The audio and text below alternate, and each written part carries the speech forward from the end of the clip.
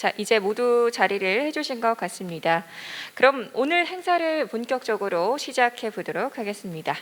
그 첫 번째 순서로 한국중견기업연합회 반원익 상근 부회장님의 개회사를 청해 듣도록 할 텐데요. 반원익 상근 부회장님 단상으로 한번 모셔보도록 하겠습니다. 여러분 큰 박수로 환영해 주시기 바랍니다.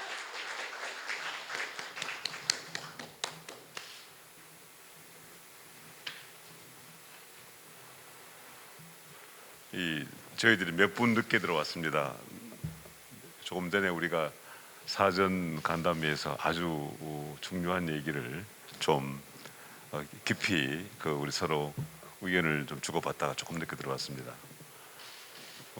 브릿지라는 말은 가교인데 여러분들 다 알고 오신 것처럼 이미 뭐 얘기됐겠지만은 아날로그에서 디지털로 건너가는 브릿지, 그런 의미가 있고요.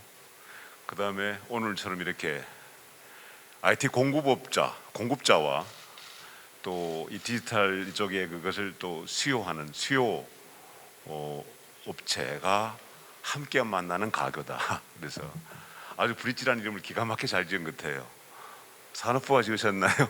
예, 오늘은 그런 자리입니다. 얼마 전에 우리가 한국야금에 가서 디지털 캐러번 첫 모임을 했죠. 거기는 한 개별 기업의 이 디지털 전환의 어떤 그런 지원을 위해서 여러 개 공급업자가 함께 가는 겁니다. 함께 가서 문제가 뭐며 어떤 점이 필요하며 또 가장 빠르게 또 가장 코스트 낮게 그걸 해결점 찾는 게 뭐냐, 이거를 찾아가서 우리가 이제 길을 열어주는 그런 역할이었다면, 오늘은 다수의 IT 공급업자와 다수의 수요업자가 함께 만나서 우리가 예상되는 문제가 무엇인지, 또 이 제조업에서 체크 포인트가 무엇인지 하는 것을 이제 함께 논의하는 그런 자리입니다. 우리가 디지털 전환을 얘기하는데 단적으로 우리가 이런 일이 있었습니다.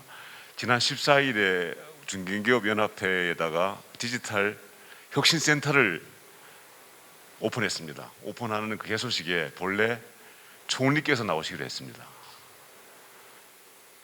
사실 총리님께서 그 전날 이제 일한 갔다가 오시는 바람에 다음 날 못 움직이, 방역 원칙 때문에 못 움직이셔가지고 사실 이제 차관님께서 오셨는데, 경제 5단체 중에서 가장 막내 단체인 중견기업연합회의 한 센터 개소식에 총리가 오시기로 했다는 것만 봐도 디지털 전환이 얼마나 중요하다는 걸 우리가 나라가, 우리 현 정부가 얼마나 그 부분을 중요시한다는 것을 우리가 알 수 있는 겁니다. 그거는 뭐 총리님께서 나오신 거나 다름없는 겁니다. 그리고 이제 지금 오늘 그 장 실장님 참 특별히 나오셨지만 참 이런 자리 만들어줘서 고맙다 하시면, 사실 이건 저희들이 만들었다기보다도 요거 이제 산업부가 우리 중견기업을 챙기는 마음에서 이제 그 바탕 위에 만들어진 건데, 지난 2월 달에 2월 25일이었나요? 중견기업 총회가 있었는데 그때 우리 회장님 말을 좀 세게 했어요. 우리 회장님 보통 좀 말을 세게 해서 항상 옆에 있는 저는 늘 불안합니다.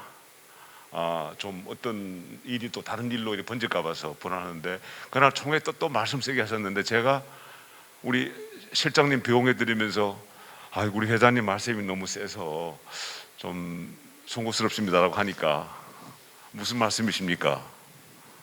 우리는 기업인의 그런 말을 들어야 됩니다. 이게 사실 이 고위 관료 분들이 이제 쉽게 할 수 있는 얘기가 아니죠. 어쩌면은 뭐 옛날 같았으면은 앞으로 부회장님이 좀 곁에서 조금은 톤다운 시키다가 아마 이렇게 얘기가 나왔을 거예요. 그런데 우리 실장님은 우리는 그런 말씀을 자주 드려야 됩니다. 이렇게 말씀하시고 가셨어요. 그래서 우리는 참 실장님 참 잘 만났다 이렇게 생각합니다.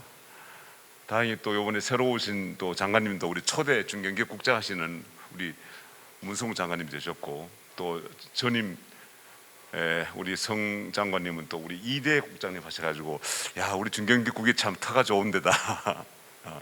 우리 김 과장님도 앞날이 밝게 열리는 것 같습니다. 하여튼 이 중견기업을 챙기는 그런 국이라든가 관은, 또 그런 실은 굉장히 산업부 안에서 주목을 받는 것 같고 아마 최고의 인재로 이렇게 배치한다는 걸 그런 느낌 받습니다. 오늘 이렇게 마이크 잡으니까 제가 이런 얘기를 이렇게 할 수 있어서 참 다행입니다. 예. 박수 한번 치죠. 예. 그래서 원래 저희들이는 이 브릿지 포럼을 한 4번 할 텐데 이제 첫 번째로 이제 그 제조업입니다. 그래서 이제 제조업들이 디지털화하는 것 여기에서 우리가 이제 어떤 점이 이제 좀 체크되어야 되는지 하는 것을 또 이 대기업인 CJ 올리브 네트워크에서 오늘 나오셨죠? 어디 계십니까? 사실 대기업에서 이런 자리 쉽지 않은데 오늘 정말 감사합니다. 예, 박수 한번 쳐주시죠. 우리가 상생을 얘기하는데 상생이 다른 게 아닙니다. 중견기업들이 미처 짚지 못하는 부분들은 대기업들은 이미 짚어내고 있거든요. 그런 것을 이렇게 가이드해 줄 수 있는 것을 이미 갖추고 있는 그런 대기업에서 우리가 가서 부탁한 것도 아니고 찾아오셔서 도와드리겠다고 오늘 나오신 겁니다. 정말 고맙습니다. 예. 하여튼 요즘 보면 여기 교세라가 뭐 1천억 이상을 투자해서 2025년까지 본사와 공장 업무를 디지털화한다는 거와 또 더에다는 클라우드를 활용해서 고객 정보를 일원화했다는 거, 그 다음에 카메라로 유명한 코니카 미놀타가 로봇 사원 RPA를 도입해서 연간 약 24,000시간을 절약했다는 거, 이런 것들은 이제 디지털화가 어떤 성과를 내는가 하는 것을 보여주는 좋은 사례라고 생각합니다. 우리 중견기업연합회는 이제 아까 말씀드린 그 센터에서 디지털 캐러본하고 또 디지털 스타트업과 중견기업을 매칭시키는 그런 상생 라운지, 또 임직원들의 디지털 역량을 강화하기 위한 여러 교육들을 하고 있습니다. 특별히 이제 IT 인력이 굉장히 좀 귀합니다. 이 중견기업들이 우수한 IT 인력을 찾기가 참 어려워요. 그런 것에 대해서 저희들이 산업부의 지원을 받고 또 과기부도 지금 중견기업을 굉장히 주목하고 있어요. 예, 과기부가 뭐 이 바우처 사업 이런 거를 중소기업과 하다가 성과가 좀 약해서 이제 중견기업과 지금 많은 일을 하려고 지금 준비하고 있습니다. 그래서 또 과기부에 좀 지원을 받아가지고 IT 기반이 되는 우수한 인력을 우리가 양성하는데 중견연도 앞장서려고 합니다.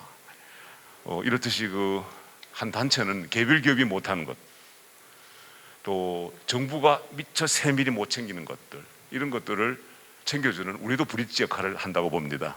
오늘 브릿지 날이네. 그러니까요. 하여튼 오늘 이 자리가 여러분들에게 아주 유익한 자리, 그리고 또 우리 중견기업뿐만 아니라 전체 산업에 걸쳐 가지고 디지털 전환이 확산되게 하는 그런 좋은 시작점이 되기를 간절히 바라겠습니다. 고맙습니다. 네, 개회사부터 서로 격려를 해주시는 이 박수를 시작으로 굉장히 유쾌하게 이끌어 주셔서요. 오늘 포럼이 정말 너무나 기대되는데요. 한국중견기업연합회 반원익 상금 부회장님, 여러분 다시 한번 큰 박수 부탁드릴게요. 네, 정말 감사합니다. 자, 다음은 제1회 중견기업 DX 브릿지 포럼을 축하하기 위해서 산업통상자원부 장영진 산업혁신 성장실장님께서 참석을 해주셨는데요. 장영진 실장님의 축사 청해 듣겠습니다. 자, 실장님 단상으로 모실게요. 여러분 큰 박수 부탁드립니다. 안녕하십니까. 방금 소개받은 산업통상자원부의 산업혁신성장실장 장영진입니다.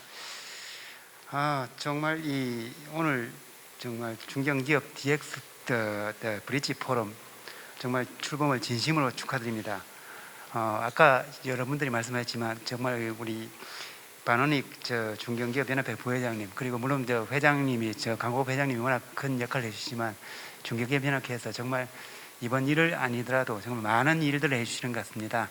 이게 또 우리가 또 박수 한번 청해야죠. 그리고 오늘 함께 해주신 우리 기업인 여러분들, 그리고 산학연 전문가 여러분들, 그리고 아까 방금 소개해 주셨지만 CJ 올리브 네트워크에서 또 이렇게 자발적으로 참여해 주신 것 다 너무 감사드립니다. 아까 부회장님이 아까 제가 행사 때 하신 말씀을 말씀하셨는데 사실 기업인들 제가 기업인들을 뵐 때마다 늘 조금 미안하고 감사한 마음이 좀 듭니다. 뭐냐면 예를 들어서 제가 이제 규제 샌드박스 실무위원장을 맡고 있는데 할 때마다 주로 이제 스타트업이나 벤처 기업들이 많이 신청 기업으로 오세요. 그런데 기업을 하자고 하는 그런 자리에서도 관계기관에서 어마어마한 조건이나 요구를 합니다. 그래서 이제 제 역할이 이제 그런 것을 걷어내는 일들인데, 비단 그 사례를 안 보더라도 정말 요즘 불확실성이 많지 않습니까? 그래서 참 그런 환경 속에서도 하여튼 그런 부분들이 정말 참 항상 고맙게 생각합니다. 다시 돌아가면 오늘 주제가 디지털 전환인데, 디지털 전환에 대해서 제가 얼마나 알겠습니까? 다만 이게 정말 우리가 거스를 수 없는 대세고, 이것이 없이는 우리 기업이 생존할 수 없다는 그 부분은 명확히 알기 때문에 정부에서도 지난해 7월에 범정부적인 디지털 뉴딜 추진 계획, 그리고 저희 산업부에서도 디지털 기반 산업 혁신 성장 전략을 만들고 여러 가지 지원 사업들을 하고 있습니다. 또 이제 5월달에 저희들이 준비하고 있는 법도 아마 통과될 것 같습니다. 그 법을 통해서 우리가 디지털 전환과 관련된 각종 시장의 불확실성을 없애주는 각종 제도, 그리고 아까 말씀하신 인력이나 인프라 구축 문제, 그리고 각종 확산 사업 등을 할 수 있는 기반이 마련될 것 같습니다. 저희들 나름대로 열심히 하고 있지만 가장 중요한 게 우리 업계의 호응이고 동참인 것 같습니다. 우리 정부에서 여러 가지 사업을 하지만 업계에서 명확한 목표의식을 가지고 자발적으로 참여하지 않으면 그 사업이 절대 성공할 수 없다고 보고, 그런 의미에서 우리 오늘 포럼이 정말 우리 기업들이, 중견기업연합에서 큰 역할을 해주시지만 이 기업들이 자발적으로 참여해서 이렇게 좀 디지털 전환을 이루고자 하는 그런 모임으로 알고 있기 때문에 굉장히 의미 있고 중요하다고 생각합니다. 아까 우리 부회장님 말씀하셨지만 그래서 디지털 혁신센터 개소식에 우리 또 총리님께서 불가피하게 못 오셨지만 오시려고 했던 것도 그런 의미 부여가 아닌가 생각합니다. 하여튼 저희들 정부에서 분명한 거는 도와드리려는 의지는 갖고 있습니다. 우리 업계에서 호응하는 만큼 많은 또 성과를 가져가실 수 있을 거라 생각하고, 또 저희들이 제일 중요하게 생각하는 게 지속적인 업계의 피드백입니다. 그래서 우리가 잘 가고 있는지 이런 부분들을 끊임없이 피드백해 주시면 저희들이 좀 더 좋은 정책으로 보답하도록 하겠습니다. 감사합니다.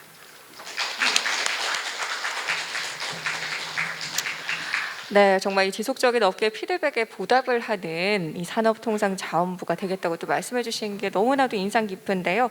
우리 산업통상자원부 장영진 실장님, 여러분 다시 한번 큰 박수 부탁드릴게요. 네, 정말 감사드립니다. 자, 그럼요. 이제 오늘 첫 번째 순서를 말씀을 드려야 될 것 같습니다. CJ 올리브 네트워크스에서 제조업 디지털 전환 도입 체크 포인트를 발표를 해주시겠는데요. CJ 올리브 네트워크스 김희성 담당님 앞으로 한번 모셔보겠습니다. 여러분 큰 박수로 환영해 주시기 바랍니다.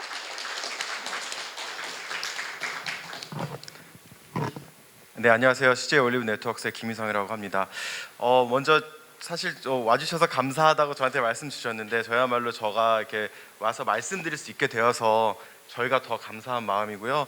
오늘 좀 저희가 경험이나 이런 걸 토대로 좀 많은 도움이 되셨으면 좋겠는 그런 바람으로 준비를 했으니까 좀 봐주시고, 너무 복잡하거나 어려운 얘기 안 하려고 표현을 좀 최대한 좀 이렇게 간략하게 했으니까요. 조금 보시고 또 세션 끝나고 저랑 얘기를 같이 나눌 수 있으면 되게 좋을 것 같습니다. 이제 간단하게 저를 좀 소개해드리면, 저는 삼성에서 이제 직장생활을 시작했고 한 4년 전에 이제 CJ 그룹으로 와서 지주사에서 DX 전략을 계속 수립을 했습니다. 그래서 그룹 전체, 저희 CJ 그룹이라 하면 이제 제일 제당을 위시해서 대한통운도 있고 CJ E&M, 쇼핑, 올리브영, 유통이나 제조 여러 영역에서 저희 그룹이 지금 사업을 하고 있는데, 그 전체의 DX 전략을 짜는 일을 제가 지주사에서 계속 진행을 하다가 이제 작년 말에 그래 넌 전략만 짜지 말고 내려가서 네가 직접 한번 해봐라. 그래서 올리브 네트워크스가 이제 어떻게 보면 CJ의 그 디지털 계열사이기 때문에 내려와서 사업 전체를 부문을 이끄는 담당 임원으로 지금 내려와서 활동을 하고 있습니다.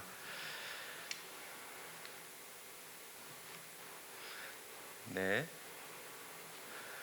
저희 회사 그냥 간략하게 설명드리면은 저희 말씀드렸지만 CJ그룹 전체의 디지털 특히나 시스템 원래는 SMSI라고 부르는 시스템 매니지먼트 사업을 주로 했었고 이제 최근에는 이제 그 역량들 예를 들면은 제일제당에서 식품 제조 같은 것을 저희가 많이 도왔고 대한통운에서의 물류를 많이 도왔고 또한 저희 이제 푸드빌이라는 레스토랑들 사업들 많이 하니까 거기서 스마트 스토어 사업들 또한 그리고 엔터테인먼트나 어떤 미디어 사업에서의 어떤 저희 그런 역량들을 바탕으로 다양한 사업들을 수행하고 있는데 이제 그 중에서 오늘은 이제 제조업 분들이 많이 모이셨기 때문에 이제 스마트 팩토리나 물류 부문 쪽으로 좀 말씀을 드리려고 가져왔습니다. 자, 기본적으로 제조를 하려면은 크게 이렇게 한 4가지 프로세스가 있다고 보는데요. 일단 생산 계획하셔야 되죠. 그리고 뭔가 구매를 하셔야 되고 제조를 하신 다음에 내보내기 전까지 보관하셔야 됩니다. 그런데 4가지가 되게 중요한 팩터인데 그래서 요즘에는 이 4가지 다 디지털 트랜스포메이션에 대한 화두가 되게 크죠.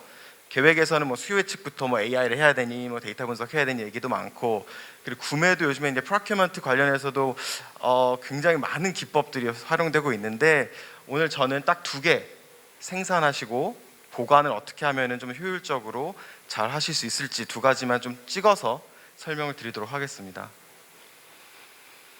일단 스마트 팩토리 말씀 많이 들으실 텐데 왜 하신다고 생각합니까? 결국 스마트 팩토리 왜 해야 될까요? 저희가 스마트 팩토리가 되게 재밌는 게 뭐냐면 결론적으로는 경영자가 돈을 더 잘 벌기 위해서 하는 게 스마트 팩토리인데요. 그럼 돈을 더 잘 벌려면 뭘 해야 되느냐? 결국 뭔가를 측정할 수 있어야 되고 그래서 그걸 최적화한 다음에 자동화시켜야 됩니다. 그러니까 그걸 한다는 뜻은 곧 품질을 유지시키고 원가 경쟁력을 가지면서 납기 경쟁력을 가지려는 건데 이게 되게 재밌는 게 스마트 팩토리 저희가 많은 부분에서 도입을 해본 결과 스마트 팩토리는 일하시는 노동자분은 별로 좋아하지 않습니다. 왜냐하면은 할 일이 너무 많아져요. 그런데 경영자, CEO나 오너분들께서는 굉장히 좋아하십니다. 왜냐하면 이 밑단에서 돌아가는 일을 사실 알 수가 없어요. 사이 레벨에서. 그런데 스마트 팩토리를 도입을 하시게 되면 결국은 그것을 다 모니터링 할 수 있고 측정할 수 있다는 건 관리할 수 있고 최적화시킬 수 있다는 얘기인데 그렇게 되면 결국 데이터 기반 의사결정 하실 수 있습니다. 사실 오너분들이 많은 부분에서 감 경영 하시지 않습니까? 야, 이 정도면은 이거 해야 되지 않아? 보통 내 경험상 이 정도면 이게 맞는데 라고 보통 감 경영 많이 하시는데 DX에서 제가 가장 큰 포인트는 결국은 데이터 기반 의사결정을 해야 되는 거 아니냐. 그래서 조금 더 스피디하고 정확한 의사결정 하시게끔 결국 스마트 팩토리는 경영자를 위한 시스템이라고 저희는 생각합니다. 저희가 임플리멘테이션 하러 가보면 항상 그 밑단에서 일하시는 분들은 그렇게 좋아하시지 않아요. 계속 자기 일이 더 늘어나거든요. 근데 어쨌든 하이레벨 임원이나 아니면은 CEO 분들께서는 이게 굉장히 도움이 필요하다. 결국은 데이터 기반 의사결정을 하셔야 된다. 그러기 위해서 굉장히 필요하다는 말씀을 드립니다. 그래서 제가 말씀드렸듯이 제조하고 물류, 그러니까 보관이죠. 2가지 측면 말씀을 한번 드려보겠습니다. 기본적으로 아까 말씀드렸듯이 기본 스마트 팩토리를 적용하려면 크게 한 4가지 프로세스 정도를 보시게 됩니다. 현재 상황을 봐야 컨설팅을 어느 정도는 해야 될 필요가 있고 2가지 요소가 있겠죠. 이제 하드웨어도 있고 소프트웨어도 필요한 상황입니다. 당연하게도 공장에는 하드웨어들이 많죠. 설비들이 엄청 많고 그러면 그것을 컨트롤해야 되는 소프트웨어 시스템들이 필요하게 되죠. 뭐 유지보수야 뭐 당연한 얘기고요. 그렇게 됐을 때 저희가 이제 저희 회사 같은 경우는 저렇게 한 8가지의 솔루션 라인업을 들고 있지만 사실 저걸 뭐 다 쓰시는 회사도 없고 다 필요하다고 얘기하고 싶지도 않습니다. 제일 중요한 거는 많이들 들어보셨겠지만 이제 MES Manufacturing Execution System이라고 하는 이제 제조 실행 시스템이 가장 중요하고요. 그 다음에 저희는 어떻게 보면 이제 제일 제당을 조금 모태로 계속 레버리지를 해왔기 때문에 저희 굉장히 품질 식용유 사업을 많이 하다 보니까 품질에 굉장한 신경을 많이 쓰고 있는데, 이제 오늘 오신 분들 중에도 식품 쪽을 다루시는 분들이 있는지 모르겠지만 식품 외라 하더라도 뭔가 금속이나 어떤 화학 제품을 다루실 때에도 품질에 대한 이슈는 굉장히 중요할 것이라고 생각되어서 가져왔고, 그리고 저희가 이제 좀 최근에 미는 것 중에 당연하게 이제 AI 기술, 특히나 비전 AI라고 부르는 것, 데이터 분석도 중요하지만 공장에서는 아무래도 그 영상을 처리하는 AI가 좀 가장 AI 기술 중에서도 핫하게 활용되는데, 이 세 가지만 특징을 좀 집어서 설명을 드려보도록 하겠습니다. MES는 뭐 잘 아실 거예요. 아까 서두에 말씀드렸듯이 그 스마트 팩토리 하려면 계획하고 구매하고 제조하시잖아요. 이제 계획하고 구매하시는 거는 보통 ERP라고 부르죠. SAP이든 뭐든 ERP에서 보통 그런 걸 플래닝 하시게 되고, 결국은 제조를 관리하는 모니터링하고 제어하는 시스템 필요하신데, 이제 밑단에 보시면 결국 원자재부터 뭐 제품 출하까지 이어지는 전 프로세스를 데이터를 다 받아서 작업 지시하고 운영 관리하고 모니터링 하는 것, 이것을 다 관장하는 거 보통 MES라고 부르고, MES 많이 들어보셨을 거고, 대기업으로는 이제 삼성 SDS가 인수한 이제 미라콤, 삼성전자 쪽 많이 했던 회사고, 그리고 뭐 중소형 MES들도 꽤 있습니다. 현재로서 MES들이 꽤 있을 텐데, 제가 자부하건대 CJ의 MES가 미라콤 다음으로 저희는 탑2 정도 MES를 보고 있습니다. 왜냐하면은 사실 국내에 이제 제조업들이 꽤 있습니다. 뭐 삼성이나 현대, LG, SK 같이 이제 제조를 많이 하시는 분들이 있고, 나머지는 대부분 이제 재계 서열에서 탑 5에서 6, 7 정도는 약간 유통 쪽도 있으시고 아니면 뭐 금융 쪽도 있으시고, 그런데 제일 제당이나 아니면은 저희 같은 경우는 프레시웨이라고 또 이제 급식 사업 하는 것도 있는데, 생각보다 저희가 제조에 신경을 굉장히 많이 씁니다. 굉장히 많이 쓰고, 최근에 뭐 들으셨겠지만 비비고 만두나 햇빵 같이 좀 글로벌리 많이 팔리는 그런 것도 생산을 제대로 해내기 위해서 저희가 굉장히 투자를 많이 했었기 때문에 MES에 있어서는 저희도 뒤지지 않는다고 자부하는데, 어쨌든 MES라는 중심 시스템을 두고 모든 설비나 하드웨어나 이런 것들을 컨트롤하게끔 만드는 이 MES가 굉장히 필요하고요. MES도 당연히 이제 뭐 회사나 어떤 업장의 상황마다 다르기 때문에 당연히 이건 다 컨피규레이션이 되는 형태로 보통 제공이 되고 있습니다. 그리고 저희는 이제 해썹이라고 표현했는데, 뭐 식품업계가 아니신 분은 잘 모르실 수도 있겠습니다. 결국 이제 품질 얘기를 드리고 싶은 거예요. 해썹은 뭐 해저드 애널리시스, 크리티컬 체크 포인트에서 이런 특이점을 좀 모니터링하고 관리한다라는 뜻인데, 이건 비단 이제 식품업계뿐 아니라 보통 화학이나 제약 아니면 화장품 이런 업계에서도 굉장히 많이 화두가 되고 있습니다. 해썹이라 부르지 않는 다른 어떤 여러 가지 룰들이 있고요. 결론적으로 중요한 건 뭐냐면, 아까는 모니터링하고 제어하는 데 중점을 두는 시스템이 필요하다고 하시면, 결국 두 번째는 품질을 생각 안 할 수가 없는데, 품질을 하시려면 결국 센싱을 다 하셔야 되는 상황이 되거든요. 각 공정이나 어떤 산출물에 센싱을 하시고 그거에 대한 모니터링이 돼서 그거 이상점을 발견할 수 있느냐 없느냐, 근데 그게 다 시스템으로 돌아가느냐. 대부분은 사람이 수기로 이렇게 관리하거나 아니면은 눈으로 보고 요거는 아닌 것 같은데, 이렇게 보통 그렇게 사람이 많이 하는 것인데, 결국엔 그게 시스템화되고 센싱을 다 하는 그런 구조로 가야 된다. 이제 그런 것도 한 축이 필요하다는 걸 말씀을 드리고 싶고요. 이제 마지막으로는 저 이제 AI인데, 말씀드렸듯이 이제 AI의 활용도가 뭐 어마어마하고 AI가 뭐 여기저기 도처에 떠다니기 때문에 도대체 무슨 AI를 갖고 와야 되냐라 고민도 많이 하실 텐데, 결국 공장에서는 비전 AI를 가장 많이 씁니다. 왜냐하면은 결국 이것은 사람을 대체하는 정도의 용도 플러스 정확도를 더 높이는, 어떻게 보면 품질적인 이슈와 원가적 이슈를 둘 다 가져오는 건데, 저희 같은 경우는 이제 뭐 올리고당 패킹 같은 걸 할 수 있거나 아니면은 이물질 검사를 할 때 AI를 활용해서 이렇게 체킹을 하고 있는데, 이게 결국은 뭐 아시는 분 아시겠지만 AI는 특정 도메인이나 어떤 업무를 계속 학습을 시켜야 그게 제대로 작동하게 돼 있어요. 그래서 저희 같은 경우는 식품에 막 조그만 이물질 이런 것까지 다 디텍팅 하게끔 다 학습해 놓은 알고리즘 같은 게 있기 때문에 뭐 제조업이나 아니면 화학 쪽 일을 하시는 어떤 제조 업체가 있다면 저희의 어떤 알고리즘도 같이 활용하시면 되게 좋을 수 있다고 생각합니다. 이것은 뭐 그냥 단순하게 제가 제일제당을 중심으로 많이 활용을 했고, 이제 대외적으로도 보통 식음료 업계에 저희가 좀 많이 레퍼런스를 갖고 있고, 최근에는 이제 제약이나 화장품 쪽도 좀 얘기를 많이 하고 있는 상태입니다.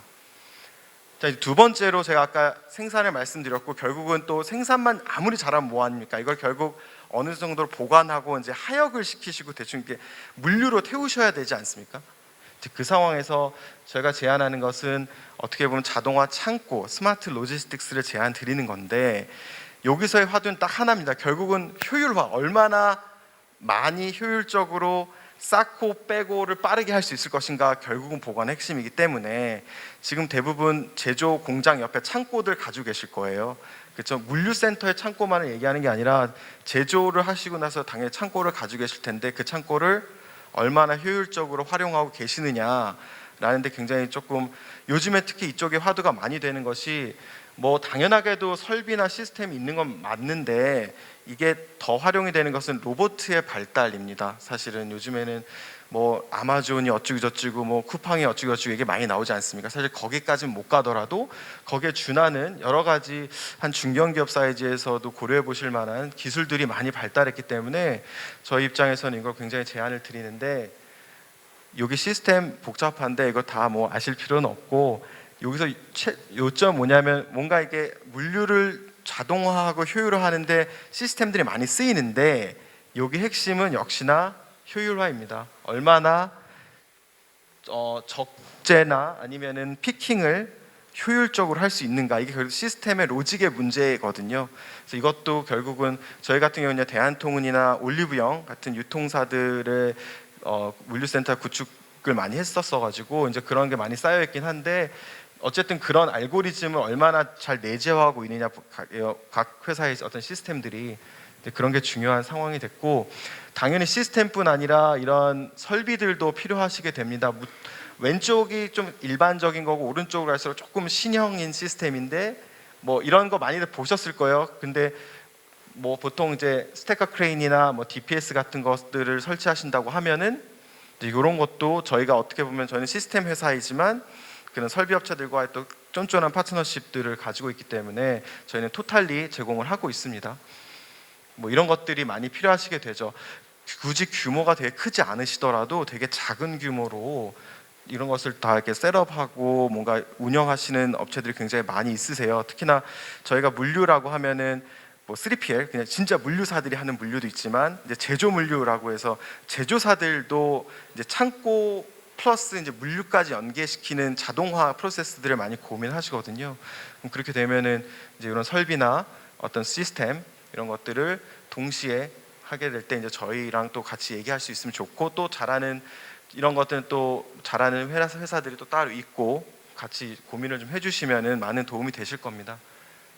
마지막으로는 이렇게 저희가 좀 대한통운이나 아니면 대외적으로는 이런 업체들까지 함으로써 좀 레퍼런스 많이 쌓아서, 다른 잘하시는 분들도 계시지만은 또 필요하시면 저희를 불러주시면 감사드리고, 마지막으로 이런 여러 가지 스마트 팩토리 관련해서 지금 중기부에서 이제 지원금을 주죠. 보통 구축하는데 0.7억, 그 다음에 1차 고도화 2억, 2차 고도화 4억 해서, 예를 들면은 그게 이제 50%까지 지원이 되는 거니까 한 7억 정도가 지원되면 15억짜리 사업을 7억만 드리고 할 수 있게끔 지금 중기부에서 지원하고 있으니까, 좀 관심 있으시면은 많이 좀 찾아주시면 저희도 정부 지원 사업과 연계해서 같이 도와드릴 수 있는 기회를 많이 찾아보도록 하겠습니다.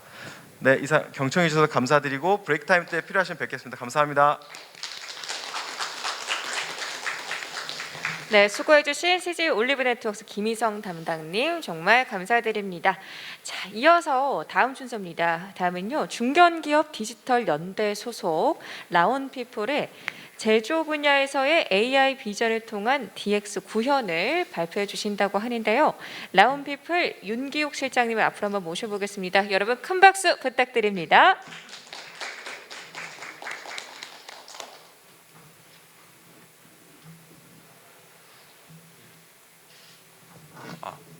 예, 먼저 인사 한번 드리겠습니다. 저는 라운피플에서 비전 연구소를 맡고 있는 윤기욱입니다. 반갑습니다.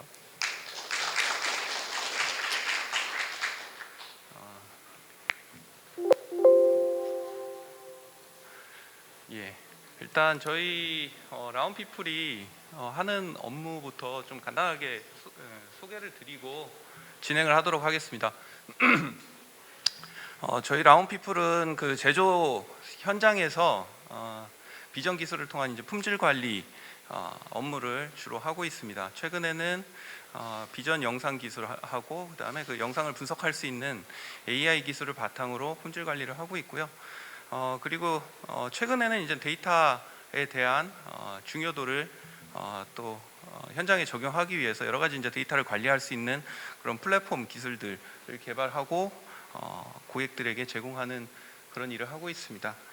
그래서 기존에 그 디지털화 되기 힘들었던 그런 육안으로 하고 있는 그런 제조 공정들, 그 다음에 그런 이제 육안 검사를 일부 보완하기 위해서 일부 이제 비전 기술 중에 룰 기반 알고리즘들을 사용하지만 그 또한 이제 룰 기반 알고리즘들이 가지고 있는 한계 때문에 완전히 자동화되지 못하던 그런 부분들에 대해서 AI 기술을 제공해 드리는 것을 주 비즈니스 분야로 하고 있고요.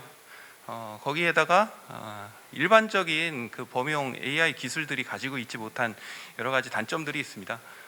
범용 AI 기술들은 기본적으로 이제 헤비한 부분, 그 다음에 데이터에 대한 의존도가 매우 큰 부분들이 있고요. 이런 부분들이 이제 제조 현장과는 조금 동떨어진 부분들이 많이 있습니다. 그래서 그런 부분들을 또 이제 제조에 맞는 그런 특화된 AI 기술들을 제공하는 것들을 주 분야로 하고 있습니다. 그 앞서 CJ 그 담당님께서 데이터에 기반한 이제 의사결정을 말씀해 주셨는데 저희도 그러한 부분들이 제조 현장에서 가장 중요한 부분이라고 보고 있습니다. 그래서 저희는 가장 크게 비전 컴포넌트에 의한 그 데이터 취득, 그러니까 기존에 이제 디지털화되지 못했던 그런 데이터들을 디지털화하는 부분에 한 가지 축이 있고요. 그 다음에 그렇게 이제 디지털화된 데이터들을 또 AI 기술을 통해서 굉장히 이제 가치 있는 데이터로 만들어내고 그 다음에 신뢰도 있는 데이터로 만들어내는 그런 부분들이 또 매우 중요하다고 봅니다. 그리고 그러한 이제 가치 있는 데이터를 만들어서 품질 개선하는 과정을 1차적으로 하게 됐을 때 그 과정들이 계속적으로 이제 그 현장 도메인 현장에서 지속적으로 관리되고 끊임없이 이 품질이 최고의 수준으로 관리될 수 있도록 하기 위한 데이터 관리하는 플랫폼 또한 매우 중요한 요소라고 보고 있습니다. 그래서 저희는 그런 부분들에 대해서 계속적으로 이제 기술을 발전을 시켜 나가고 있고요. 계속적으로 이제 저희 자체의 그 기술화하여 이제 고객들에게 맞춤형으로 제공할 수 있도록 노력을 하고 있습니다. 그 마지막으로 이제 저희는 이제 그 AI와 비전 기술을 가장 핵심으로 하고 있습니다. 그래서 여러 이제 사업 분야가 있고요. 가장 중요한 게 지금 오늘 말씀드릴 스마트 팩토리 분야도 있고요. 그 다음에 또한 영상과 AI가 결합을 하게 되면 사실 이 제조 현장에 적용하는 여러 가지 품질 관리 기술뿐만 아니고 그 외에 다양한 부가가치들을 만들어낼 수가 있습니다. 그래서 그런 부분도 이제 저희 라운피플의 주요한 사업 분야로 가지고 가고 있습니다. 근데 오늘은 일단 스마트 팩토리 분야에 대해서 우선 말씀드리도록 하겠습니다. 크게 금일 말씀드릴 부분은 AI 비전 검사가 제조 현장에서 갖는 가치에 대해서 한번 말씀을 드리고요. 그 다음에 저희가 여러 고객사들한테 저희의 이제 기술들을 제공하고 이제 여러 가지 혁신 사례를 좀 만들고 있는데 그 중에서 대표적으로 철강 쪽하고 자동차 쪽에서 크게 이제 두 가지 분야로 말씀드리도록 하겠습니다.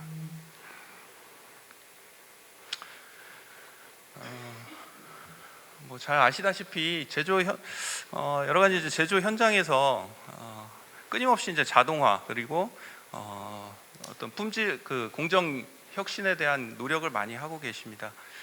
그런데 항상 이제 한계점에 부딪히는 부분들이 일부 있는데 예를 들어서 이제 공장 제조 현장에 여러 가지 로봇을 도입하고 그 다음에 비전 장비들을 도입하더라도 그 최근까지 이제 가장 풀리지 않는 문제가 뭐냐면 이렇게 수집되는 데이터들을 실제 자동화해서 판단하기까지 모든 분야를 이제 자동화하기 위해서는 그 데이터에 대한 가치 판단이 필요하고 그 가치 판단에 대한 것들을 평가해서 종합적인 결론을 내려야 되는 부분들이 있는데, 그런 부분들은 아직까지도 이제 그 경험에 의해서 판단을 하고 있는 부분들이 굉장히 많습니다. 그리고 뭐 이따가 이제 소개해드릴 철강 분야 같은 경우에도 작업자분들이 뭐 30년 이렇게 경험을 가지신 분들이 굉장히 많아요. 그리고 그 분들이 이제 이런 관제실 같은 곳에서 여러 가지 정보들을 계속 모니터링하고 있다가 중요한 의사 판단을 하시고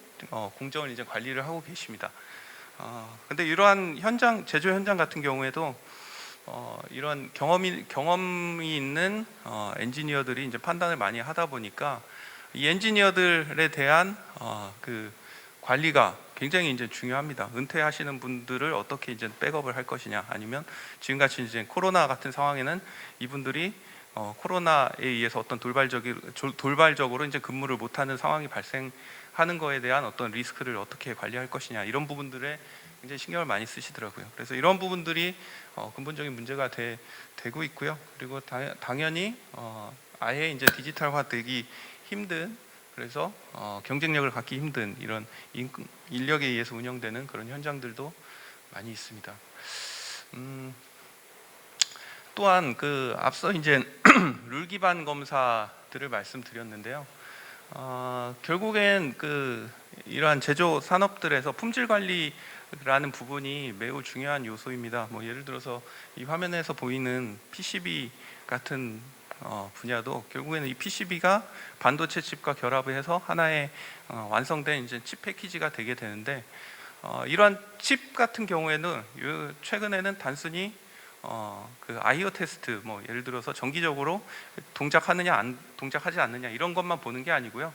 이 제품이 장기적으로 봤을 때 불량으로 빠질 가능성이 있느냐 없느냐 이런 것들도 매우 중요한 요소로 보고 있습니다. 그래서 그런 부분들까지도 이제 판단하기 위해서 여러 가지 불량에 대한 판정 기준들이 있고요. 그런 부분들에 이제 작업자들이 아직도 많이 그 개입을 하고 있고, 그리고 또한 뭐 자동차 같은 경우에도 뭐 국내 특성이라고 말을 하는데, 굉장히 이제 사소한 어떤 흠까지도 고객의 그 기업의 이미지에 굉장히 이제 타격을 줄 정도로 굉장히 이제 비판을 많이 하고 이런 부분들이 많이 있습니다. 그러다 보니까 어떤 외형적인 이제 품질 관리라는 측면에서 중요성이 점점 부각이 되고 있고요. 그런 부분들이 그 작업자에서 점차적으로 이제 AI 기술을 이용한 디지털에 의한 데이터에 의한 판단, 이런 부분들이 이제 매우 중요해지고 있다. 이런 부분을 말씀드리고 싶습니다. 계속적으로 몇 가지 품질, 그 데이터와 이제 품질 간의 관계를 말씀드리면, 한 가지 사례로 이제 작업자분들은 그 열심히 일을 하세요. 하지만 종합적인 판단을 할 수가 없습니다. 이 어떤 문제에 대해서 국지적으로만 계속 보시고 반복적으로 작업을 하시기 때문에 그 국지적인 상황에 대해서는 타당한 근거가 있고 계속적으로 작업을 하세요. 근데 결과적으로 이제 종합적으로 봤을 때는 일관성이 상당히 떨어질 수밖에 없고 반복성이 이제 떨어질 수밖에 없는 그런 한계가 있습니다. 그래서 결국 저희는 항상 이제 작업자에 의해 이제 판단된 어떤 데이터들은 신뢰도가 적다라고 말씀을 드리고 있고요. 뭐 요 사례 같은 경우에도 같은 데이터들에 대해서 동일한 작업자가 이제 작업 시간만 바꿀 경우에도 상당한 차이를 보이면서 이제 데이터에 대한 어떤 판정을 하는 그런 부분들을 보여주고 있습니다. 또 한 가지가 어떤 판단의 근거를 이제 설명하기가 굉장히 어렵다는 거죠. 그래서 이 노하우를 전달하는데 정량적이지 못합니다. 그래서 뭐 한 달이 건너고 두 달이 건너고 하게 되면은 그 내용이 사실상 변질될 수밖에 없고 정확하게 어떤 정보를 이제 전달하는 데는 한계가 있다라는 부분입니다. 또 한 가지가 만약에 이제 어떤 비전을 통한 알고리즘을 사용을 하더라도 그 AI와 기존에 사용하는 룰 기반 방식들의 이제 한계는 명확하다고 저희는 보고 있고요. 일례로 형태가 동일하더라도 어떤 그 외에 이제 여러 가지 주변 환경에 의해서 판정을 달리 해야 되는 그런 사례들이 있습니다. 근데 기본적으로 이제 룰 기반 같은 경우에는 그러한 판정 조건이나 아니면 어떤 전제 조건을 사람들이 다 만들어줘야 되기 때문에 그런 것들을 사전에 정의하는데 굉장한 한계가 있고 사실 사전 정의하기 힘든 그런 부분들도 많이 있습니다. 그래서 이런 부분들이 이제 해소되기 위해서는 사실상 AI의 역할이 매우 중요하다라고 말씀드릴 수 있을 것 같습니다. 결론적으로 이제 AI 저희는 이제 그 데이터를 취득하고 그 데이터를 최종적으로 정제하기까지 최대한 그 사람의 개입을 제거하고 AI를 가지고 판단을 함으로써 이 데이터를 신뢰할 수 있는 데이터를 만들어내는 것, 이게 기본적으로 이제 디지털 전환의 가장 중요한 부분이라고 보고 있습니다. 도입 사례에 대해서 말씀드리도록 하겠습니다. 일단 저희가 여러 그 도메인에 기술을 제공을 하고 있습니다. 뭐 주로 이제 전자 쪽이나 그 다음에 그 반도체 쪽, 그리고 최근에는 이제 철강이나 차량 쪽까지도 이제 진행을 하고 있는데요. 대부분 중요한 부분들은 앞서 말씀드렸듯이 어떻게 이 데이터를, 어떻게 여기 고객이 필요한 정보를 수집을 할 것인가, 어떤 시스템을 통해서 데이터를 수집할 것인가, 그리고 그 데이터를 어떻게 이제 판단할 것인가 하는 부분이 이제 중요한 부분이고요. 그 판단한 부분들이 또 향후에 그 각 도메인에서 지속적으로 이제 저희 같은 AI 전문가들이 구축해 놓은 시스템이 또 현장에 이제 도메인 전문가들이 계속적으로 이제 편리하게 어떻게 관리할 수 있는가 하는 측면으로 이제 고민을 하고 솔루션을 제공해 드리고 있습니다. 뭐 이런 것들을 이제 그 일단 소개시켜 드릴 사항들은 사실 저희가 이제 구체적으로 말씀드릴 수 없는 부분들이 많이 있고요. 그래서 큰 이제 그 흐름 차원에서 좀 말씀을 드리도록 하겠습니다. 우선적으로 철강 쪽에 저희가 적용했던 사례에 대해서 말씀드리겠습니다. 뭐 공정은 간단하게 말씀드리면 철강 같은 경우에는 중요한 공정이 두 가지가 있습니다. 여기 재선이라고 하는 부분들은 뭐 흔히 알고 계시는 이제 철광석 같은 여러 가지 원료들을 막 그 뜨거운 용광로에서 끓여서 원료로 만들어내는, 그래서 이제 어떤 그 기본적인 원료를 투입하고 제품을 만들어내는 그런 효율을 다루는 부분이 있고요.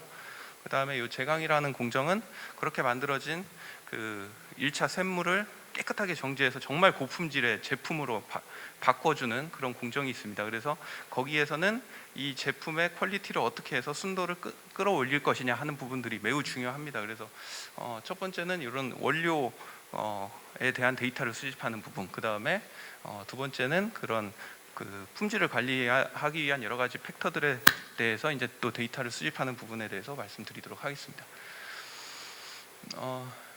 기존에는 이런 철강 부분들이 사실 환경이 굉장히 터프합니다. 여기 계신 분들이 이제 상상하기 힘들 정도로 이제 터프한 그런 제조 환경을 가지고 있고요. 그냥 그 외부 이제 그런 노상에 분진도 엄청나게 많고, 그 다음에 그냥 그 외부 기온에 실시간 노출돼 있고, 그리고 기본적으로 규모가 엄청나게 큽니다. 그래서 저희도 초기에는 이제 전자 쪽, 뭐 반도체 쪽 이렇게 해서 마이크로미터 단위, 뭐 나노 단위 이런 것들에 대한 이제 영상을 막 수집하다가 철강 쪽으로 가니까 막 수십 미터 단위 막 이런 이제 데이터들을 만들어냈고요. 그런 상황이다 보니까 대부분 이제 그 데이터들은 다 샘플링을 해서 취득을 하게 됩니다. 샘플링의 문제는 사실 정확성도 떨어지긴 하지만 샘플링을 하기 위해서 이 라인이 서야 됩니다. 공정이 서야 되고 작업자가 어쨌든 들어가서 뭔가를 해야 되기 때문에 정상적인 작업 상태가 아니고 항상 이 샘플링을 위한 별도의 이제 시간을 가져가야 돼서 생산 자체에도 문제를 주게 됩니다. 그래서 이러한 샘플에 대한 부분들은 이제 실시간화하고 실시간적으로 이제 데이터를 추출해서 계속적으로 공정이 진행되면서 그 데이터를 취득하는 그런 부분들이 저희 이제 주요 프로젝트였고요. 일단 이러한 프로젝트들이 되면 저희는 기본적으로 이제 비전 데이터를 취득하는 비전 컴포넌트부터 그 다음에 적용해야 되는 알고리즘까지 쭉 요구 사항을 분석해서 적용을 하게 됩니다. 보통 이제 그 이쪽에서는 저희가 그 한 번에 이제 촬영해야 되는 그런 영역이나 그 다음에 어떤 그 포커스 범위 이런 것들을 이제 분석해서 카메라들을 선정을 하게 되고요. 철강 같은 경우에는 앞서 말씀드린 대로 그런 터프한 작업 환경들을 극복할 수 있게 하기 위한 뭐 방진이 처리가 된 그런 시설들을 적용을 했고요. 그리고 거기에 이제 필요한 AI 알고리즘들을 적용을 했습니다. 이 원료 검사 같은 경우에는 첫 번째 이제 철광석을 녹이는 이제 원료 검사가 있는데 여기에 이제 관여되는 부분들이 이제 원료들도 있고 그 다음에 이 불을 지피는 연료의 측면도 있습니다. 이러한 그 것들은 이 긴 컨베이어를 타고 그냥 계속적으로 투입이 됩니다. 실시간으로 뭐 초속 뭐 2m, 3m의 속도로 이제 컨베이어가 이 수많은 연료와 원료들을 싣고 이제 투입을 하게 되고요. 이러한 이제 연료들의 형태가 대부분 다 이렇게 이 오른쪽에서 보시듯이 까만 어떤 석탄과 같은 그런 형태를 띠고 있습니다. 그래서 비전으로 식별하는데 사실 굉장히 이제 까다로운 부분들이 있고요. 이러한 부분들이 또 분진을 발생시키기 때문에 그런 부분들을 이제 방지하기 위한 이런 설계를 적용을 했고요. 그 다음에 이런 입체감들을 최대한 살려서 그 영상을 취득하기 위한 그런 조명 시스템을 적용했습니다. 그리고 1차로는 저희가 이제 이런 부분들은 이제 2차원 카메라를 통해서 적용을 했지만 사실상 2차원 카메라만 가지고는 이 원료의 어떤 면적은 측정할 수 있지만 또 부피라는 측면에서는 또 다르게 접근을 해야 되기 때문에 그런 부분들은 이제 3D 카메라까지 확장하는 그런 계획을 가지고 있습니다. 뭐 알고리즘은 그 AI 알고리즘을 적용을 했고요.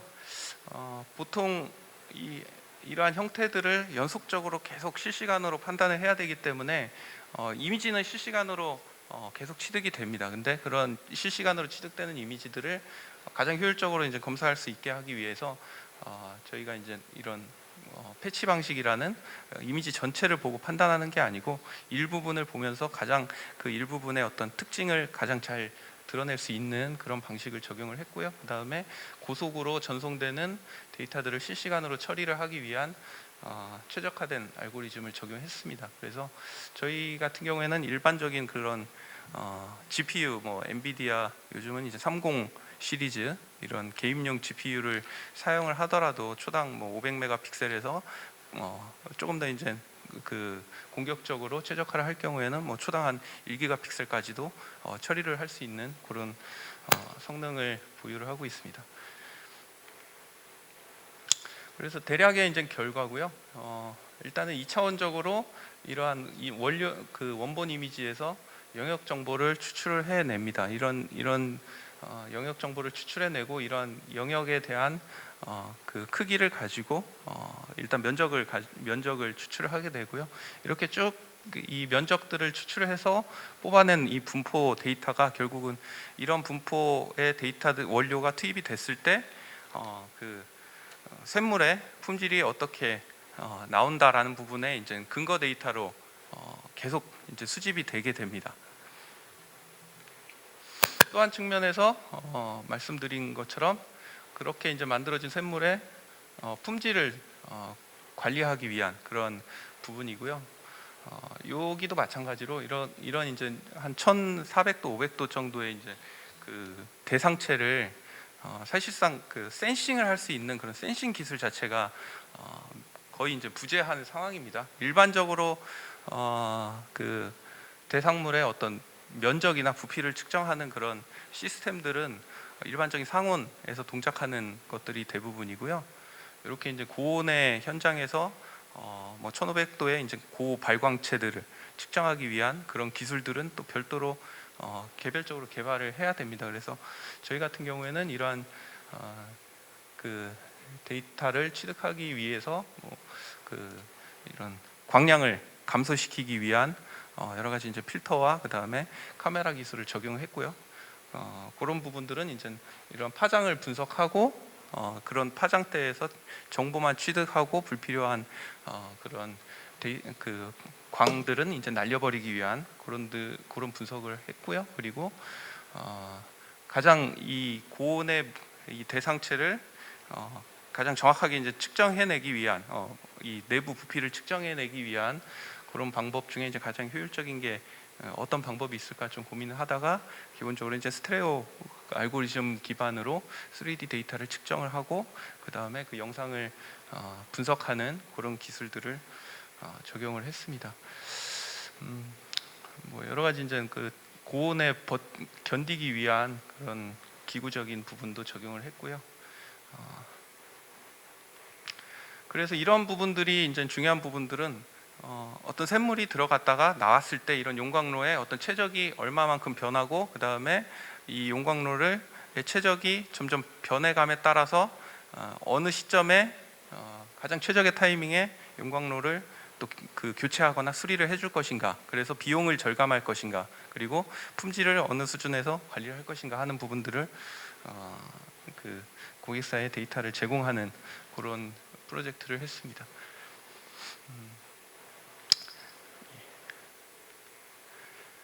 그래서 결론적으로 이제 기존에 이제 작업자분들이 이런 굉장히 위험한 상황에서 직접 샘플링 데이터를 취득하기 위해서 작업하시던 그런 환경에서 최대한 실시간적으로 공정의 생산량에 영향을 주지 않고 데이터를 취득하는 그런 시스템으로 적용을 했고요. 그런 철강 쪽에서는 그런 부분들이 이제 그 연료의 뭐 분포, 그 다음에 내부의 온도, 그 다음에 용광로의 어떤 최적, 이런 부분들에 대해서 다양하게 센싱할 수 있는 그런 데이터를 구축을 하고 제공을 했습니다. 다음으로 자동차 분야 말씀드리도록 하겠습니다. 자동차 쪽은 앞서 말씀드렸듯이 저희가 이제 요 작업했던 부분들은 그 생산 공정은 아니고 이제 출고 공정이 되겠고요. 출고할 때도 결국 제품이 최종적으로 이제 그 생산자에서 고객으로 넘어가는 단계다 보니까 이 최종적인 품질 검사를 해야 되는 그 공정을 거치게 됩니다. 항상 최종 검사는 반드시 필요한 공정임에도 불구하고 최종 검사는 워낙 그 검사해야 되는 부분이 많고 그 다음에 제품 자체가 다양하고 복잡하기 때문에 거의 대부분 이런 최종 검사는 작업자에 의해서 이루어지고 있습니다. 대부분 그렇고요. 뭐 자동차 쪽도 마찬가지입니다. 자동차 쪽도 실제로 작업자분들이 다 작업을 하고 그게 또 여러 단계에 걸쳐서 계속 재확인되고 하는 과정을 거치게 됩니다.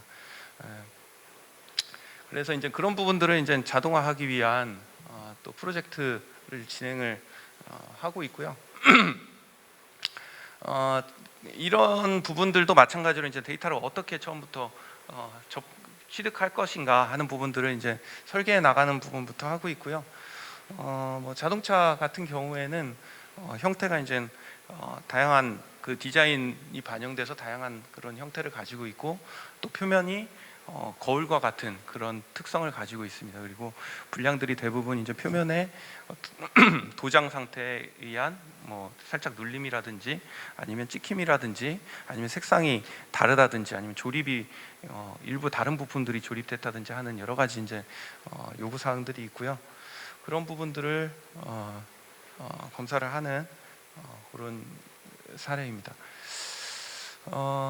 마찬가지로 이제 저희는 이런 접근 방법 할 때 이제 비전 기술부터 분석을 하고 있고요. 단순하게 어떤 카메라와 뭐 머신 비전 조명 시스템 이런 시스템이 아니고 이런 차량 같은 경우에는 일반적으로 빛을 조사해서 그 표면에서 그 산란되는 빛을 사용하는 게 아니고 이러한 그 거울 같은 표면들은 반사광이라고 해서 거울에 어떤 제품이 비치는 것과 같은 그런 효과를 가진 시스템으로 검사를 해야 됩니다. 그래서 이런 부분들은 이제 저희가 설계를 했고 이 설계에 맞춰서 여러 가지 불량들을 효율적으로 이제 검출할 수 있는지 시뮬레이션을 했습니다. 예, 뭐 비디오 잠깐 한번.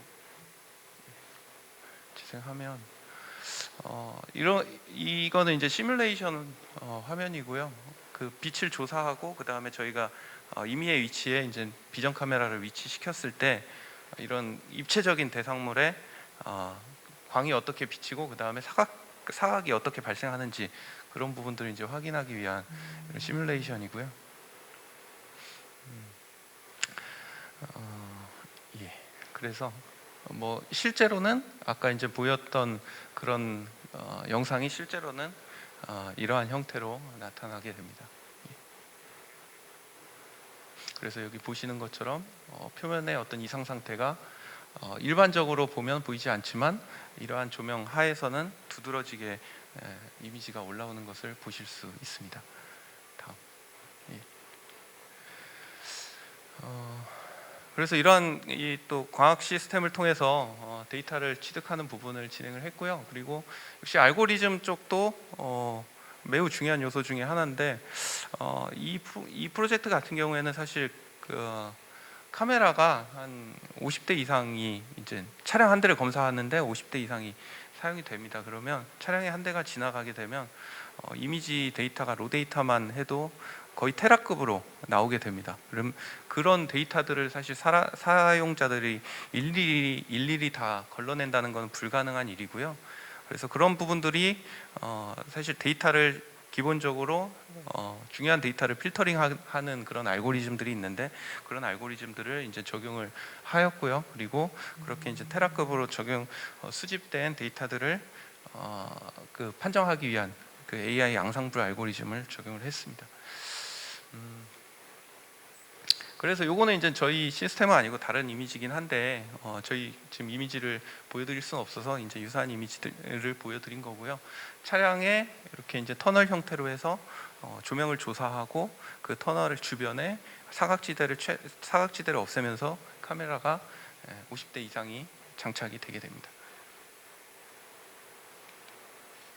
그리고 이러한 데이터들은 앞서 말씀드렸듯이 기본적으로 수집되는 데이터량이 거의 이제 테라급입니다. 차량 한 대만 지나가도 테라급이기 때문에 이런 것들을 사용자가 데이터를 관리한다는 건 불가능한 부분입니다. 그래서 이 데이터를 같이 이제 관리를 하고 다시 수집된 데이터가 이제 자동적으로 이제 트레이닝이 돼서 현장에서 계속 그 품질이 업데이트 될 수 있도록 또 차량 같은 경우에는 모델이 계속적으로 바뀌고 또 신규 모델이 계속적으로 나오게 되거든요. 그럴 때마다 기존에 이제 그 AI 트레이닝 된 학습 데이터를 계속 갱신을 시켜줘야 되는 부분들이 필요합니다. 이런 부분들이 이제 시스템화돼서 이제 적용될 수 있도록 전체 그러니까 검사와 데이터 수집과 인스펙션 그리고 데이터를 저장하고 다시 트레이닝해서 다시 반영하는 것들을 하나의 시스템으로 구축을 하였습니다.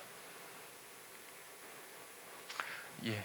여기까지 이제 사례고요. 그래서 저희는 이러한 그 비전 기술과 그 다음에 AI 알고리즘을 중심으로 해서 관련된 여러 가지 비전 카메라를 제조하는 기술 그리고 그거를 어떤 기구와 결합해서 솔루션화하는 그런 기술들을 가지고 있고요. 이런 사례들을 계속적으로 고객들한테 제공하고 품질 관리하는 부분에 많은 도움을 드릴 수 있도록 노력하겠습니다. 예. 감사합니다.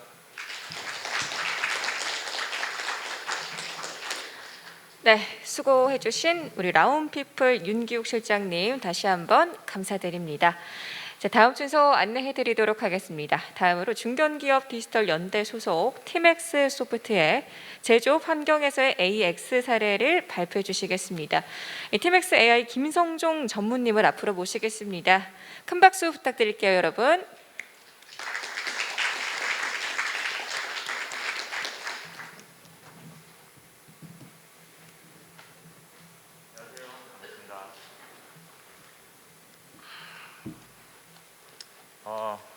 방금 소개받은 티맥스 그룹의 티맥스 AI의 김성종입니다. 오늘은 좀 쉽게 제가 좀 설명해 보기 위해서 준비를 했고요. 많은 장표를 담지는 않았습니다. 그래도 조금 뭐 이해를 돕는 차원에서 간략하게 설명드리고 회사에 대한 소개와 그다음에 사례를 위주로 좀 말씀드려 보도록 하겠습니다. 인공지능 하면 사실 막연한 기대를 많이 가지고 계시거든요. 뭐 사람을 대체한다거나 이런 이야기를 많이 하시기도 하는데 실제 사람의 대체라는 느낌으로 바라보시면 안 되고요. 도와준다라는 개념으로 보시면 될 것 같습니다. 그래서 뭐 음성 인식이 100%다라는 건 절대 없습니다. 사람들 간에서도 서로 이야기 나눌 때 아무리 가까이 이야기해도 보면은 내가 못 알아듣는 경우도 있지 않습니까? 똑같은 케이스라고 보시면 되는데 거꾸로 못 알아듣는 것들 일부를 도와줘서 잘 알아듣게끔 해준다.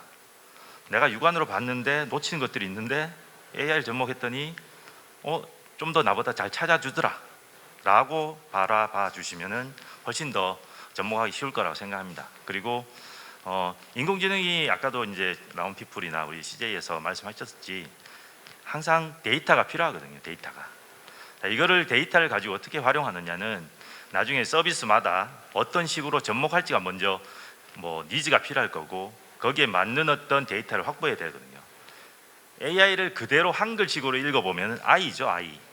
자, I라는 게 사실은 어릴 때는 부모 입장에서는 의사로도 키우고 싶고, 그다음에 과학자로도 키우고 싶고, 그다음에 어떤 예술가로도 키우고 싶은데, 자, 예술가로 키우려면은 음악 공부를 시켜야겠죠. 그다음에 뭐 어떤 바이올린이라든가 뭐 여러 가지 음악 도구들을 활용해서 어떤 그 특정의 어떤 딱 맞는 어떤 그 음악 기구를 선택하게 되고, 똑같이 AI도 같습니다. 전체를 다 인간적인 어떤 모든 지능을 가지고 있지 않고 특정의 어떤 지능을 가지고 특정의 기술을 구현하기 위해서 거기에 맞는 데이터를 학습시켜서 실제 예술가라는 이름으로 그다음에 어떤 과학자라는 이름으로 그렇게 그 서비스에 적용되는 겁니다. 그런 어떤 이해를 가지고 이제 시작해 보도록 하겠습니다. 회사 소개를 간단하게 말씀드리고요. 그다음에 사례를 한 3가지 정도 쉽게 설명해 보도록 하겠습니다. 티맥스 그룹입니다. 사실 많이 알고 계신 분들도 계시겠죠. 그러면은 뭘 알고 계시냐 물어보면은 제우스, 티베로 이렇게 물어보시는 분이 많습니다. 사실 맞습니다. 맞고요. 그런 것들이 전통적으로 저희가 이제 그 국내에서 유일하게 글로벌하게 국내에서 어떤 글로벌 기업을 넘어섰던 게 이 제우스나 티베로라는 어떤 그 DBMS나 미들웨어 기술들입니다. 그러나 여기서 국한되지 않고 저희는 OS나 오피스, 그다음에 뭐 다양한 어떤 협업 툴 이런 것들을 확장하고 있습니다. 그 중에 하나가 제가 속해 있는 TMX AI라는 회사이고요. 여기는 이런 조직들이 있습니다. 제가 이 조직을 보여드린 이유가 많은 기업들이 실질적으로 중견기업들도 그렇지만 대기업들은 대부분 AI라는 조직을 신설했고 많이 확장시켜서 나름대로 해당 기업 내의 어떤 그 서비스를 고도화시키는 데 활용하고 있습니다. 근데 그보다 더 많은 수의 중견기업들 그리고 중소기업들이 사실상 AI를 접목하고 싶지만은 기술력이나 그다음에 이런 조직을 활성화하기에는 굉장히 부담이 되더라. 그리고 뭘 해야 될지 모르겠더라. 이런 것도 있습니다. 저희 TMX AI의 연구원들이 전체 직원으로 TMX 그룹 한 2,000명 좀 넘지만 이 TMX AI에 한 200명 정도 넘는 인원들이 있습니다. 그 안에서 한 80%가 대부분 연구 인력이고 기술 인력입니다. 자, 구글이나 아마존 API로 제공하지만 여러분들이 원하는 것들 그대로 커스터마이징 해줄 것 같습니까? 절대 안 그러거든요. 그거를 가지고 SI 사업이라든가 이런 회사들이 뭐 맞춰서 이제 SI 사업을 하게 되는데 저희의 어떤 그 장점이라고 할까? 이런 것들이 사실상 거기에 있다고 보시면 됩니다. 여러분들이 원하시는 어떤 니즈가 있다면은 그거를 저희가 해결해 드릴 수 있다라는 거. 그리고 상당히 많은 부분을 이런 어떤 신기술에 투자하고 있다라는 것들이 장점이기도 하고 저희 TMX 소프트, TMX 그룹이 나가는 어떤 굉장히 어떤 큰 원동력이 되고 있습니다. 저희가 연구하는 분야들입니다. 사실 국내 AI 기업들을 이제 검색해 보면은 니아에서 발표한 기준을 보면은 거의 1,000개 가까운 국내 기업들이 불과 몇 년 사이에 등록되어 있습니다. 자, 그런데 대부분 버티컬하게 시각이면 시각, 아니면 음성이면 음성, 그다음 다른 어떤 AI 기술을 깊게 이렇게 파고 있는 경우가 많죠.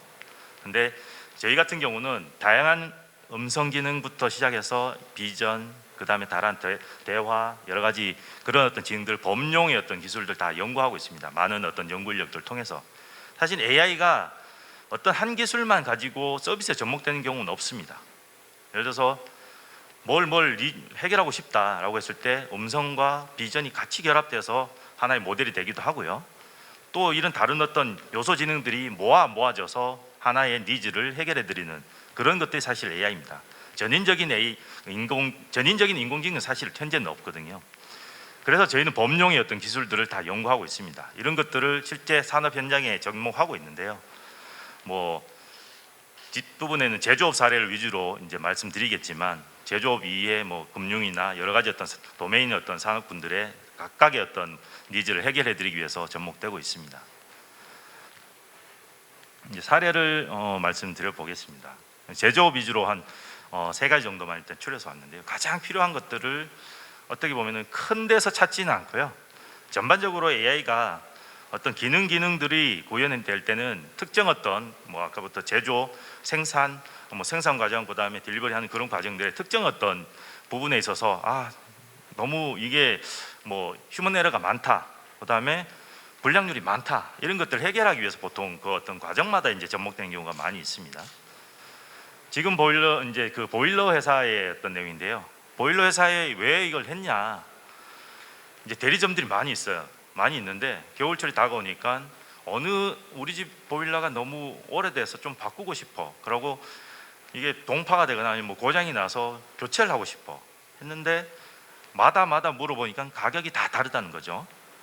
이 가격이 다 다른 걸 이게 뭐 어떻게 할 수도 없어요. 그러니까 본사 차원에서는 뭔가 표준화 시키고 싶은데 사람마다 이제 다 달라진 것들을 어떻게 표준화 시킬까라는 것들을 한쪽에서 본사 차원에서 그걸 해결하기 위한 어떤 시도를 진행했습니다. 예를 들어서 뒷장이부터 먼저 보여드리면,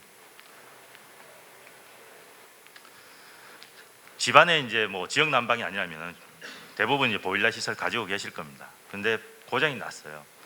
근데 이거를 사용자가 대리점마다 물어보니 다 달라, 가격이. 이런 것들을 해결하기 위해서 쉽게 사용자가 그냥 이미지를 찍어서 홈페이지에 올리면 그 홈페이지에서 AI 이제 시각 비전 쪽이 작용을 해서 명판 내에 있는 어떤 정보들을 가지고 옵니다.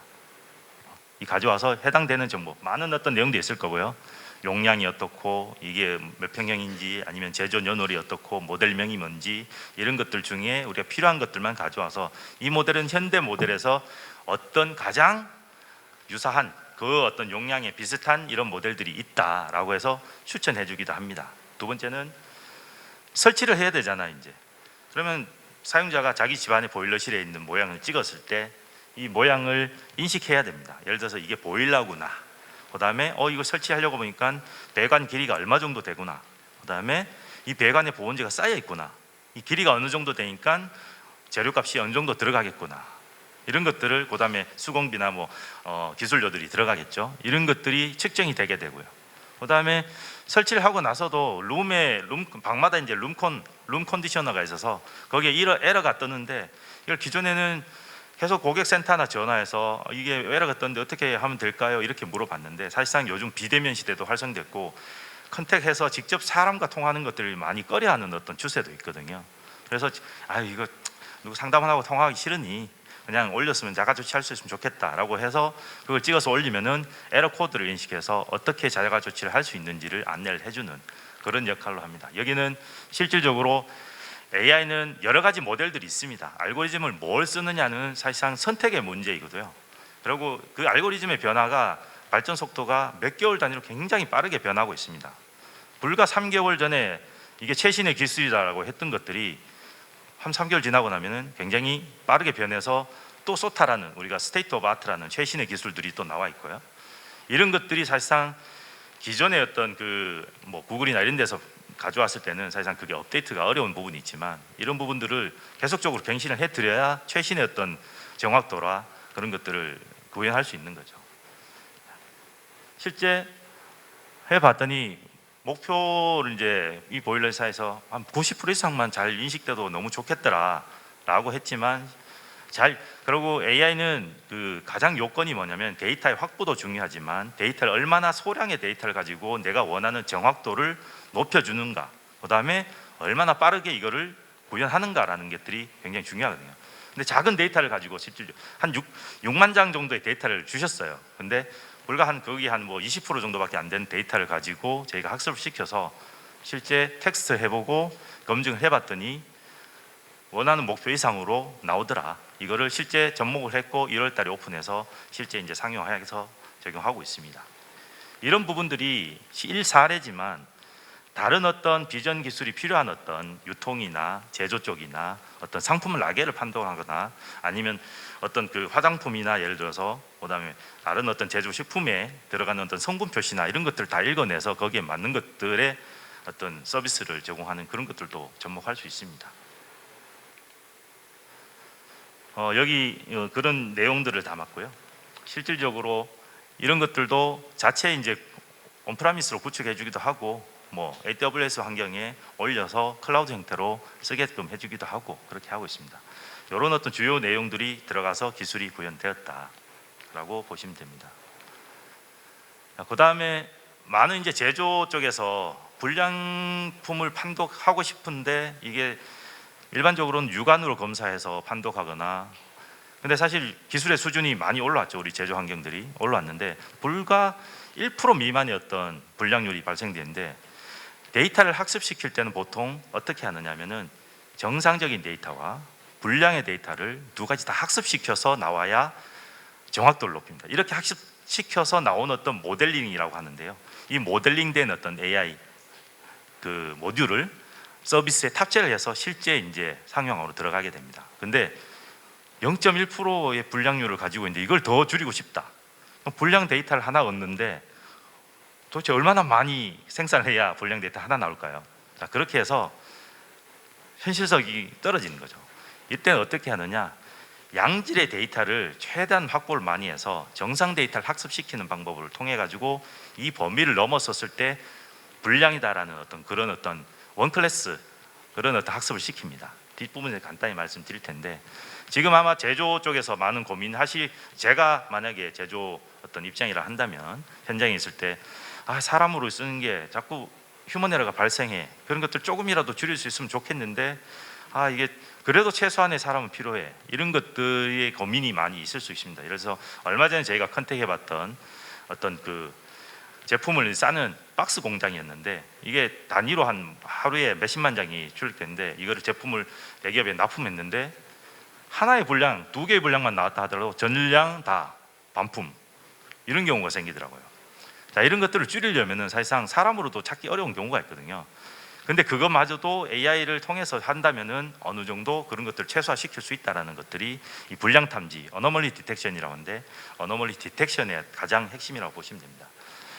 사실상 이 부분에서는 어떤 것을 말씀드리냐면 육안으로 이 LED 소재 위에 보면은 황색 피그 소재라는 게 있습니다. 이게 실제 빛을 더 확산시키고 하는 어떤 특정 소재인데 하나의 조그만한 어떤 판넬 안에 한 2,000개의 피그 소재가 붙어 나오는데 이거를 사람은 눈으로 보기도 굉장히 어렵습니다. 기존에는 어떻게 했냐?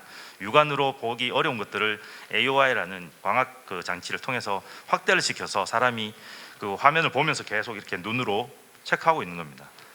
자, 그래도 사람인지라 피곤하거나 눈이 침침하거나 이러면 또 놓치게 되는 거죠. 자, 그런 것들을 최대한 AI의 어떤 비전 기술을 통해서 불량률을 찾아내고 그 많은 어떤 기판 안에 있는 2,000개에 달하는 어떤 각각의 소재들에서 어느 좌표에 어느 위치에 이것이 불량이 있다라는 것을 알려주면은 자동적으로 그거를 추출해내는 그런 어떤 과정을 진행하고 있습니다. 실제 이걸 통해서 하루에 그 일일 생산량이 20만 개를 생산했는데 한 30만 개로 생산량이 확대되었다는 것들 결과로 나오고 있습니다. 보시는 바가 그런 내용들입니다. 고생도 카메라를 통해서 사실은 육안으로 검사했던 것들이 너무 이제 현미경 검사를 통해서 한 것도 사람의 어떤 수작업을 통해서 하는 것 때문에 휴먼 에러가 발생할 수밖에 없었던 것들을 그래도 최적화하기 위해서 이 비전 기술을 통해서 모델된 내용을 해당 어떤 그 기기에 디바이스 탑재하고 그거를 찾아내도록 한 겁니다. 여기는 뭐 정상인 것들을 기준으로 아까 학습을 많이 시켜놨기 때문에 백점이라든가 특이점이 생기는 공백이라든가 크랙이 생기라든가 그다음에 스크래치가 생긴다든가 이런 것들을 찾아내서 알람을 띄워주면은 실제 작업자가 놓쳤다 하더라도 여기 뭔가 있다라고 판단을 해서 그 부분을 확실히 이제 이게 맞냐 안 맞냐를 측정하고 맞다라고 한다면 그 불량 부분을 제거하는 어떤 그런 과정을 겪게 됩니다. 자, 다음은 비슷한 내용인데요. 보통 중소기업들이 이제 그 금융 제조를 많이 하는 공장들이 많이 있습니다. 뭐 따라서는 그 비자성 소재는 굉장히 고가의 어떤 재료 원가가 소요되는 것들이 있고요. 이걸 하나 잘못 뭐 했다 하면은 다시 뭔가 공정을 새로 해야 되는 그런 상황들도 발생되기도 하고, 그다음에 작업 기계들이 보통 이제 날로 돌아가는데 날들이 이게 24시간 체제로 계속 돌아가다 보면은 부러지기도 하고, 그런데도 계속 돌아가고 있는 거예요. 자, 이런 것들을 비전 기술로 빠르게 불량이다, 아니면 이 기계가 동작을 멈춰야 되는 상황이다라는 것들을 알려줘서 더 이제 어떤 불량이 안 생기도록 빠르게 그 체킹하고, 그다음에 그런 것들을 자동화시켜서 뭐 빠르게 이제 그 조치할 수 있도록 그렇게 하는 기술을 넣었습니다. 실제 여기에 이제 모델로 들어간 게, 여기에 예를 들어서 이 그 금형 자상 소재를 구멍을 뚫어서 이렇게 하는데 구멍이 위치가 틀려요. 이런 거 찾아야 됩니다. 구멍이 잘못 뚫려서 뭐 깨끗하지 않게 뚫렸어요. 이런 것도 찾아내야 됩니다. 근데 구멍이라는 것들을 찾아내야 되는 게 사실 오브젝트 디텍션이라는 거에서 객체의 어떤 특정을 찾는 거고요. 그다음에 이게 구멍이 잘 뚫렸냐 잘못 뚫렸냐 이런 것들을 어노멀리 디텍션인데 여러 가지 알고리즘이 한번 사용됩니다. 근데 알고리즘은 선택의 문제라고 했죠. 처음에 이제 모델링 한다고 했을 때 데이터를 가지고 학습을 시켜서 실제 서비스에 적용하는 그 단계까지는, 이 학습을 시킬 때는 하나의 모델, 하나의 알고리즘 모델을 가지고 학습시키지 않고요.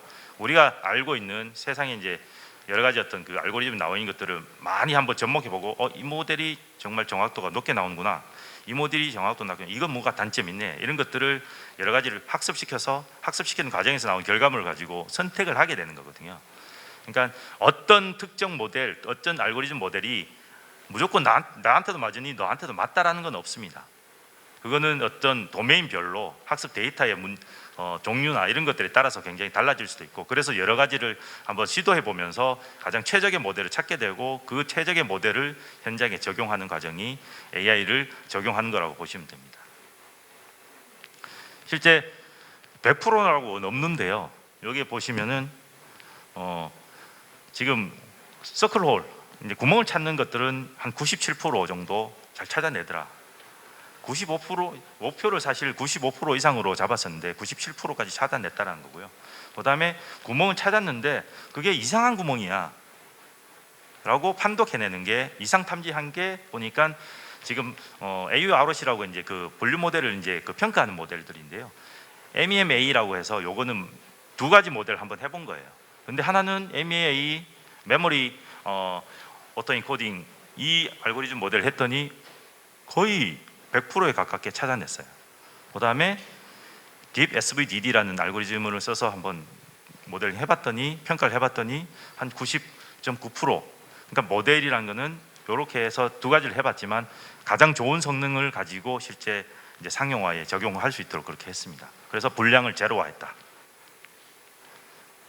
실제 이제 여기는 환경이 중요합니다. 그 비전이나 여러 가지 어떤 환경을 이제 나오는 어떤 사출품이나 어떤 자성 소재가 이제 출력돼서 나왔을 때, 제조돼서 나왔을 때 동일한 어떤 각도의 환경의 그런 것들을 카메라로 인식한 것들을 사실상 거기서 나오는 어떤 데이터를 가지고 학습을 하게 되는데요. 환경이 달라지면 또 거기에 맞춰서 또 학습이 필요한 거고요. 그다음에 저런 어떤 비전 카메라를 통해서 보고 있다가 날이 부러지거나 이런 것들이, 사실상 날이 부러졌다는 것은 뭔가 없다라는 거잖아요. 그런 것들을 다 인식해서 빨리 작동을 멈추게끔 알람을 주는, 불량을 제거하고, 아까 말씀드렸지만 비정상 데이터가 확보가 굉장히 어려워요. 불량률이 낮기 때문에 대부분 제조에 말씀드렸듯이 정상 데이터만으로 학습을 하는 겁니다.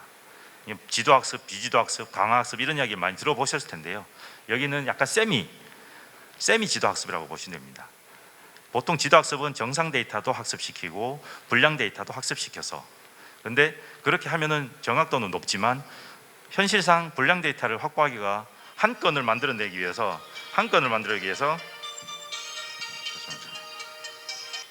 제가 20분에 끝내려고 해서 맞춰놨더니 지금 울리네요. 거의 그런 어떤 제조 환경에 있어서 우리가 불량품을 찾아내기가 굉장히 어려운 환경인데 이런 어떤 그 학습 방식을 통해서 정상 데이터를 많이 학습시켜서 그 범위를 넘어서는 것들이 불량이다라는 걸 판동해서 실질적으로 이 기술이 적용되고 있는 제조 환경이 적용되고 있는 모습이라고 보시면 됩니다. 간단하게 저는 뭐 이 사례들을 어떻게 접목할 거냐는 이제 그 각 기업에서 가지고 계신 어떤 니즈가 있는가가 중요하고요. 그 니즈를 어떻게 하면 좋을까라는 것들은 뭐 같이 저희 AI 기업들이 같이 협의하면서 어떤 모델링 할지는 구상하면은 좀 더 좋은 어떤 우리 중견기업 그다음 중소기업들이 더 성장하는데 도움이 되지 않을까 싶습니다. 그런 사례들을 몇 가지 인사이트를 얻을 수 있게끔 하기 위해서 제가 조금 간단하게 몇 가지 사례를 말씀드렸고요. 뭐 추가적인 질문이 있으시면 뭐 저 상담 부스에 저희 명함이 있으니까요. 이용하셔서 나중에 한번 컨택 주시면 좋은 어떤 협의를 할 수 있도록 하겠습니다. 네, 감사합니다. 네, 수고해주신 팀엑스 AI 김성종 전무님 다시 한번 감사드립니다. 자, 오늘 공식 일정은요 여기까지입니다. 바쁘신 와중에도 현장에 참석해주신 중견기업인 여러분 정말 감사드리고요. 그럼 이것으로 제1회 중견기업 DX 브릿지 포럼 제조업 분야를 여기서 마치도록 하겠습니다. 오늘 전체 영상은요 녹화가 되었고요. 한국중견기업연합회 공식 유튜브 채널에 업로드 후에 전체 회원사에 배포될 예정입니다. 아울러 행사장 밖에 중견기업 디지털 연대 상담 부스가 마련이 되어 있습니다. 돌아가시기 전에 잠시 들르셔서 상담도 받으시고요. 또 함께 대화하며 소통하시면 좋을 것 같습니다. 중견기업 DX 브릿지 포럼 앞으로 다양한 사례 공유를 통해서 산업계 전반의 디지털 전환을 선도하는 데 든든한 버팀목이 되기를 기대하겠습니다. 그럼 오늘 포럼은 여기서 마치겠습니다. 저는 아나운서 김우림이었습니다. 감사합니다.